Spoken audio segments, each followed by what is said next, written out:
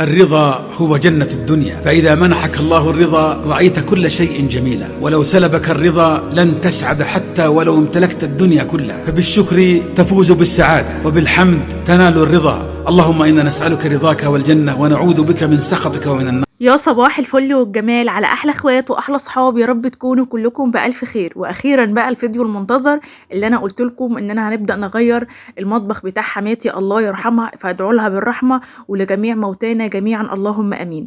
بصوا بقى دوت المطبخ بتاع حماتي كده، انا بوريه لكم قبل. طبعا كنت مصوره معاكم الفيديو فات من حوالي كده اسبوعين 3، وانا كنت جبت شلت كل اللي فيه ونضفته من جوه، وجبت كده مفارش جديده حطيتها برده فيه من جوه، ورجعنا رصينا فيه الحاجه تاني.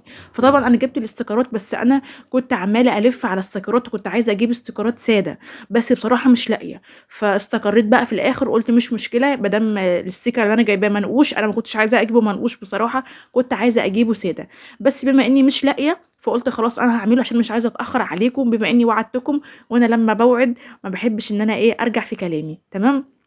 فيلا بقى كده صلى على النبي عليه افضل الصلاه والسلام، وحطوا لي لايك جميل منك لو عجبك الفيديو، ولو عجبتك القناه اشتركي فيها واكتبي لي تعليق حلو منك. دوت طبعا الستيكر اللي انا جبته دوت كان سعره عامل 55 جنيه، كان 5 متر. فانا جبت منه الاسود المنقوش، وجبت منه الابيض، او مش ابيض قوي، الابيض بتاعه مش فاقع اللي هو يعني، لا الابيض بتاعه تحسي هادي شويه.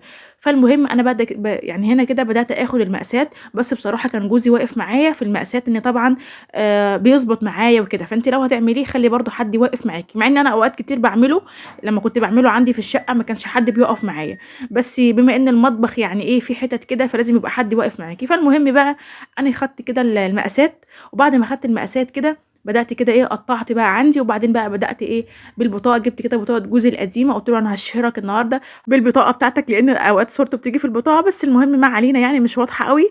فالمهم لان البطاقه حلوه جدا انك انت يعني تفردي بيها الاستيكر، ما بيسيبش اي حتت اللهم صل على النبي مش بيعمل منك يعني، فالبطاقه حلوه جدا. فامشي كده ابداي اسحبي واحده واحده كده، وابداي بالبطاقه امشي بيها، او بمسطره لو انت خايفه على البطاقه بتاعتك ان هي تتكسر، بس هي مش هيجرى لها حاجه يعني ما تقلقيش. فالمهم هنا بدات بقى افرد طبعا زي ما انتم شايفين كده، وزي ما قلت لكم انا منضفاه من جوه ومظبطاه. فحد هيقول لي يا دينا بقى انت عاملاه بقالك 3 اسابيع لحاله مترتب زي ما هو، لحاله زي ما هو، لان انا زي ما قلت لكم ايدي فيه اول باول. انا عموما كده ما بحب يعني اخد الحاجه ارجعها زي ما كانت، او انا بحب يعني بحب النظام، لان النظام بيريحني، فبحب داني ماشي على النظام. ما بحبش ان انا يعني ابهدل وابقى ارجع اقول هنظم، لا. مع ان في اوقات يعني الواحد بيبقى غصب عنه، بس انا بحاول ان انا ابقى ماشيه بنظام عشان افضل مرتاحه يعني وكده. فالمهم بقى كده دي اول ضرفه معايا فردت عليها الستيكر. فانا طبعا هعمل زي ما هتشوفوا دلوقتي، هعمل ضرفه 2. دي الضرفه اللي قصاد بعض، دي سودا ودي سودا، واللي في النص هعملهم ابيض، وبرده بالبطاقه، وهبدا امشي معاكي بكل الخطوات طبعا زي ما انتم شايفين كده. بصوا بقى الستيكر دوت في منه انواع كتير، يعني في انواع اغلى من كده، انا جبت نوع كان اغلى من كده كمان من المحل اللي انا متعامله معاه وبجيب منه عندنا، بس ما لقيتش بصراحه غير النوعيه دي، وبرده النوعيه دي كويسه بكل حاجه، بس في اعلى منها. يعني دوت 5 متر جايباه ب 55 جنيه، لا في اعلى منه. انا كنت جايبه السنه اللي فاتت او السنه اللي قبل اللي فاتت، كنت جايباه 5 متر وكان عامل 75 جنيه، بس الخامه بتاعته كانت متينه عن ده شويه.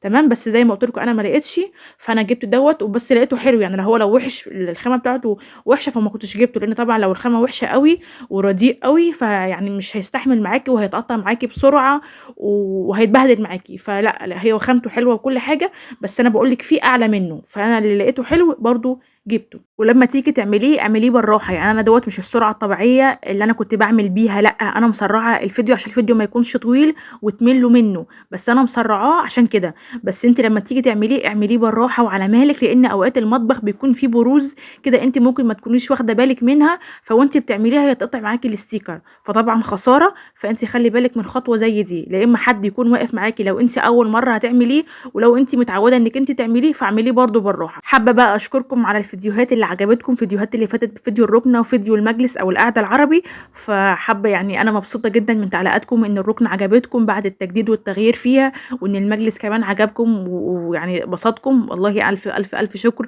تعليقاتكم بسطتني جدا، ويا رب هفضل ادعي لكم، لان انا حسيت ان في ناس كتير قوي نفسها تجدد في اللهم صل على النبي الركنه بتاعتها او المجلس بتاعها، فيا رب يحقق لكل واحدة نفسها في حاجة إنها تعملها يا رب. بس زي ما قُلت لكم أنا عارفة إن الحياة بقت غالية وإن الواحد بيعمل بالعافية، بس زي ما قُلت لِك الحل الوحيد ليكِ إنِّك وأنتِ عايزة تعملي ومش عارفة تعملي هو القسط. بس طبعًا يعني أنتِ لازم تكوني عارفة مقدرة نفسِك إنِّك أنتِ هتقدري تخشي على حاجة جديدة أو حاجة هتكون تكلفتها عالية عليكِ، وهتقدري كل شهر إنِّك تسدّي، فادخلي وأنتِ قلبِك متطمن ما دام أنتِ نيتِك فيها السداد إن شاء الله ربنا هيعينِك وهتسدّي. بس أنتِ بقى لو اللي جاي على قد اللي رايح ومش عارفة إنِّك حتى تعملي أي حاجة في بيتِك، لإنِّك الدخل اللي داخل لِك مش يعني يا دوبك أكل وشرب ولبس ومصاريف ولاد وكده، فخلاص ما أنصحكيش إنِّك أنتِ تعملي علشان ما تضغطيش نفسِك أكتر من الضغطة اللي إحنا فيها. بس طبعًا هارجع وأقول تاني كل واحد ومقدرته، دي بترجع لكل شخص. يعني في واحدة ممكن برضه تلاقيها ماشية ظروفها على قدها جدًا، بس عندها طموح إن هي تعمل، وعندها طموح إن هو تجدد. فإن شاء الله بإذن الله ربنا يعني هيناولِك ما دام عندِك الطموح وعندِك الغِيّة أو النية إنِّك أنتِ تعملي، بس المقدرة عندِك مش مساعداكِ، فابدئي كده اعملي حوّشي كده يعني إيه على قد مش هاقول لِك حوّشي مبلغ كبير، لأ حوّشي على قد إيدِك كده أو اللي بيبقى من مصاريف البيت. حد هيقول لي يا دينا ما عادش بيبقى حاجة، والله أنا عارفة إن أنا سِت وعندي ولاد وعندي بيت وعارفة يعني أنا عارفة من غير ما نحكي تفاصيل كتير، أنا عارفة المواضيع دي كلّها. أنا بقى هاقول لكم تجربتي، أنا بقى بدأت ألاحظ إيه لمّا اتجوّزت بدأت أعمل كده، إن أنا الشهر بيعدّي والشهر بيمشي، والشهر لو جوزي ادّاني مثلًا فيه مبلغ وقدره بتلاقيه بيخلص، الفلوس بتخلص، ولو جوزي ادّاني مبلغ أقل برضه الفلوس بتخلص. أنا باقول لكم تجربتي، مش عارفة ده مع الكل أو أنا بس اللي شايفة كده. فالمهم أنا هاكمّل لكم بس التجربة معايا، إن أنا يعني لو جوزي ادّاني 10.000 جنيه في الشهر بيخلصوا، لو جوزي ادّاني 2000 جنيه في الشهر بيخلصوا. فأنا قُلت بما إن كده يعني كُلّه رايح أو كُلّه خلصان بييجي على آخر الشهر، مش بتلاقي زي ما قُلت لِك 10 زي 1000 زي 2000 زي 500 كُلّه بتلاقيه خلصان. فأنتِ ابدئي حوّشي. ومن هنا بدأت أستنتج أو بدأت أفهم إن أنا مهما آخُد فلوس برضه عايزة أقول لكم بير، البيت بلاعة، مهما تحطّي فيه الطلبات بتاعته مش بتخلص، مصاريفِك مش بتخلص، مش شرط مصاريفِك الشخصية، أنا باتكلّم عن مصاريف البيت أو مصاريف الحياة عمومًا. فبدأت من هنا قُلت كده بما إنه رايح وكُلّه صارف وكُلّه رايح، فبدأت بقى إيه، أخُش في جمعية من مصاريف البيت اللي جوزي بيدّيها لي، أجيب حاجة عندي في المطبخ جديدة، حابة أجدد حاجة في الشقة جديدة. حد هيقول لي طَب يا دينا أنتِ ما بتعمليش ليه أو مش بتعرّفي جوزِك ليه؟ أنا باعرّفه كل حاجة، بس أنا بُصّوا في حاجات كده أنا باحب أعملها بيني وبين نَفْسي، اللي هي إن أنا أجيب حاجة بسيطة في البيت، أجيب حاجة ليّا أنا شخصية، حاجة أنا عايزاها أجيبها ليّا كده، فاهمينّي؟ أجيب حاجة في البيت حاجة صغيّرة. أمّا بقى لو في حاجات كبيرة لأ، دي طبعًا بيكون لها تكتيك يعني تكتيك تاني أو باكون بمعنى أصح متكتكة لها كده أنا وجوزي هنعمل إيه وهنجيب إيه وهنخش في إيه، دي أنتم فاهمينّي؟ أمّا إن أنا عايزة أجيب حاجات بسيطة في المطبخ بتاعي، فأنا مش كل شوية أروح أصدّع جوزي بيها، مع إنه عادي إنِّك أنتِ تروحي تقولي لجوزِك لأ، بس أنا باقول لكم تجربتي لإن أنا باعمله. أنا مثلًا لمّا باكون عايزة أجيب حاجة في البيت مثلًا حوّشت أو دخلت في جمعية وقبضتها، باروح أجيب الحاجة دي وبابدأ إيه، أعملها. خلصت الجمعية وجِبت الحاجة اللي أنا عايزاها، عايزة أجيب حاجة تانية، بابدأ أعمل كده. أنا باقول لكم اللي أنا ماشية عليه. وممكن ما أعملش جمعية، ممكن أحوّش، يعني مثلًا ممكن أحوّش مثلًا في حاجة ب1000 جنيه قدّامي، لو حوّشت حتى 200 جنيه وباروح مثلًا أنا طبعًا القرية اللي أنا فيها أو القرية اللي أنا فيها طبعًا جنبي محلات كتير وجنبي ناس أنا عارفاها كتير. فمثلًا لو واحدة باروح أعرض عليها مثلًا، أنا باقول لكم مثال واللي أنا باعمله، فممكن حد يقتنع بيه وممكن حد يرفضه، بس أنا باقول لكم بما إني أنا مقتنعة بيه وراضيني والحمد لله كُلّه بالحلال، فاللهم لك الحمد، مبسوطة من اللي أنا باعمله. باعمل إيه بقى، مثلًا زي ما قُلت لِك أنا حوّشت 200، 300 جنيه، باروح مثلًا باشوف الشخص دوّة أنا لو عايزة أجيب له حاجة قسط، يعني أنا مثلًا باقول إيه، أنا لسه هاصبر لمّا أخُش جمعية وأقبضها، أنا أوقات بييجي لي الأفكار دي، أو لسه هاصبر لمّا أحوّش المبلغ اللي أنا عايزة أجيب بيه الحاجة، هتكون الحاجة غليت. فأنا باروح عاملة إيه، باروح للشخص اللي أنا عايزة أشتري منه الحاجة سواء راجل أو ست، باقول له مثلًا أنا عايزة آخد الحاجة دي بالقسط، وهادّيك مقدّم كذا وكل شهر كذا، أنا باعمل كده. فلو الراجل وافق بابقى أهلًا وسهلًا، خلاص بادّي له المقدّم اللي أنا عايزاه وباجيب الحاجة. جيتِ لو بصيتِ لها أو لقيتيها أو بُصّوا يعني هافهّمها لكم إزاي، لو أنتِ حسبتيها هتلاقيها هي. بمعنى إيه، يعني أنتِ لو فضلتِ تحوّشي في الحاجة دي سَنة، هتلاقي بعد السَنة الحاجة اللي أنتِ عايزة تشتريها اللي هي كانت ب500 بقت بعد السَنة ب1000. بقى سعرها زاد وغليت عن مكان ما كنتِ أو في أيام اللي أنتِ كنتِ عايزة تشتريها، فأنا باحسبها هي، باقول حتى لو الراجل زوّد عليَّ قسط مثلًا 200، 300 جنيه في الحاجة، فعقبال ما أنا أحوّش عشان أنا رايحة أشتريها هتكون غليت ال200، 300 جنيه، أنتم فاهمينّي؟ فأنا باحاول أدّيكم أفكار يعني إيه، مش عارفة ممكن تعجبكم أو ممكن ما تعجبكمش، بس أنا باقول لكم دي الحاجات اللي أنا حرفيًا أنا باعملها وبامشّي نَفْسي بيها، ودي بالنسبة للست اللي هي الدخل بتاعها دخل متوسط أو الدخل بتاعها يعني على قدّه، أو ست ما بتشتغلش زي حالاتي، فبدأت مثلًا تعمل كده، فأنا باقول لكم تجربتي واللي أنا باعمله حرفيًا ده اللي أنا باعمله. رغيت كتير بالنسبة للمصاريف وبالنسبة لمقدرة كل واحد فينا، بس أنا حرفيًا كل كلمة قُلتها لكم أو كل كلمة حكيتها لكم حرفيًا أنا ماشية عليها، وأنا ماشية عليها بالنسبة يعني أنا باتكلم بالنسبة للناس اللي زي حالاتي، الناس اللي شبهي. في ناس ممكن تحس كلامي عبيط، ممكن تحس كلامي إيه الكلام الأهبل دوّة أنا أفضل أحوّش، طب ما جوزي ملزوم، لأ هو جوزِك ملزوم بس في حاجات كده إحنا لازم نمشّي بعض فيها، فاهمينّي؟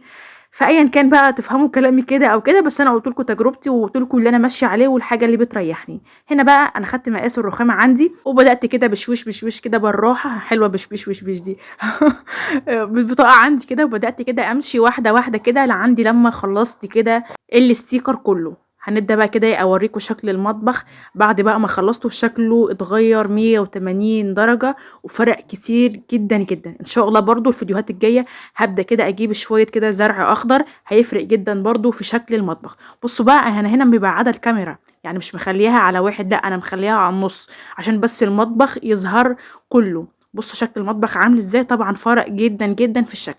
برضه قولوا لي آرائكم، أنا كنت نِفْسي وكنت هاموت وأجيبه سادة، بس للأسف ما لقيتش وسبب تأخيري عليكم إن أنا أعمل المطبخ بتاع حماتي إن أنا مش لاقياه سادة. فالمهم بقى إيه، دوّة طقم التوابل اللي أنا كنت مصوراه معاكم الفيديوهات اللي فاتت، الفيديو اللي قبل اللي فات كنت قُلت لكم السعر بتاعه عامل 80 جنيه، بصراحة سعره لقطة جدًا والبلاستيك بتاعه نضيف جدًا. بصراحة يعني خامته حلوة جدًا، فأنا طبعًا غسلته بما إني هاحط فيه البهارات فطبعًا لازم أغسله عشان لسه حاجة جديدة وكده. هنا بقى طبعًا دوّة الكمون على الفلفل الأسمر على الملح، ده طبعًا أنا مش باقدر أستغنى عن الخطوة دي أو الخلطة دي اللي هي الكمون، يعني أنا مش باعمل كمون لوحده وفلفل أسمر لوحده، بس لازم عندي الخلطة اللي هي كمون على فلفل أسمر على ملح، وباحطها عندي في برطمان وباضيفها على جميع الأكل عندي، بصراحة أنا باعمل كده. ودي برضه خلطة تانية اللي هي عبارة عن كزبرة ناشفة على شطة على ملح، برضه على ملح بس طبعًا الملح بيبقى كميته كتيرة يعني، ومقلبة برضه كله مع بعضه. فطبعًا اللي عندي البرطمانين دول هُم الأساس عندي في المطبخ، باضيفهم على كل حاجة. هنا بقى عندي الشطة الناشفة وهابدأ طبعًا كده إيه أضيف البهارات بتاعتي الباقية. طبعًا لسه في عندي بهارات تانية بس حاطاها في برطمانات وحاطاها جوه المطبخ بتاع حماتي.